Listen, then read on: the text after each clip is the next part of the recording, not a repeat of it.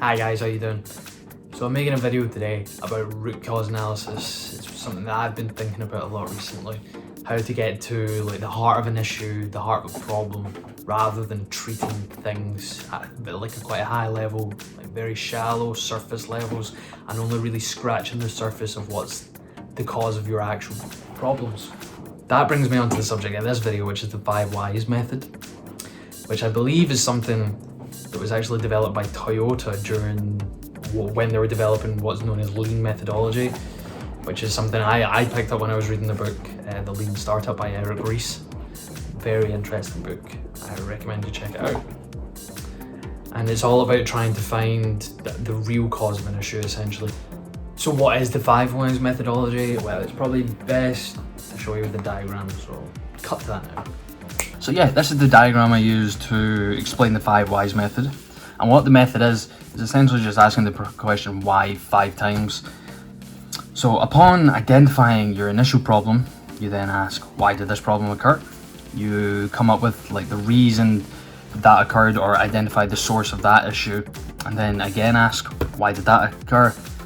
Identify another reason and continue to ask why until you get to this 5th time, which Toyota said this is the root cause of all these issues.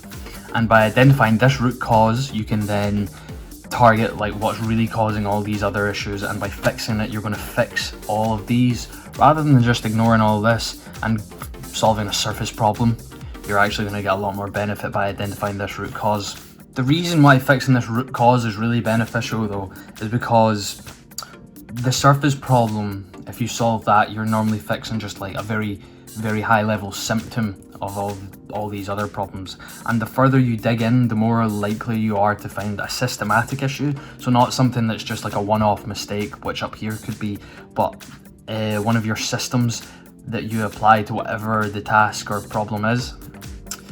You'll identify issues in that system, and by correcting a system change, or by correcting any sort of systematic error, you're actually going to be able to like fix a whole host of problems.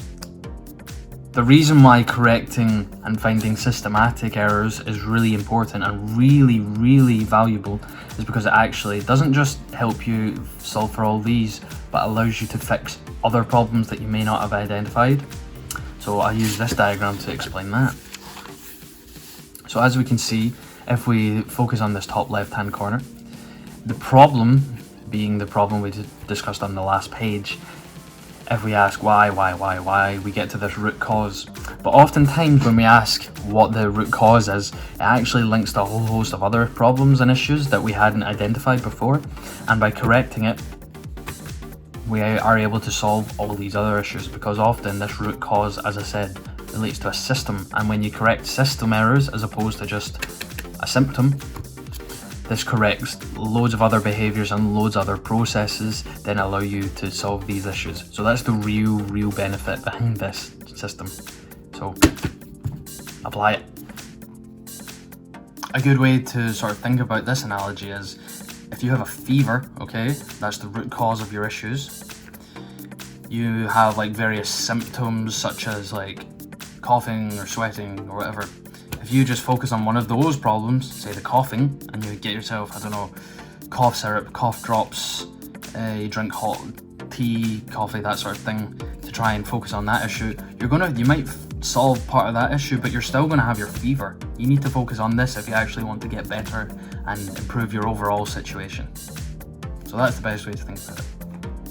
If you're still not quite sure how you can apply this in your own life, a good example that I actually used the other day was, I had a lot of problem concentrating during work. I was really struggling to stay focused. I wasn't able to concentrate fully on the task I was doing.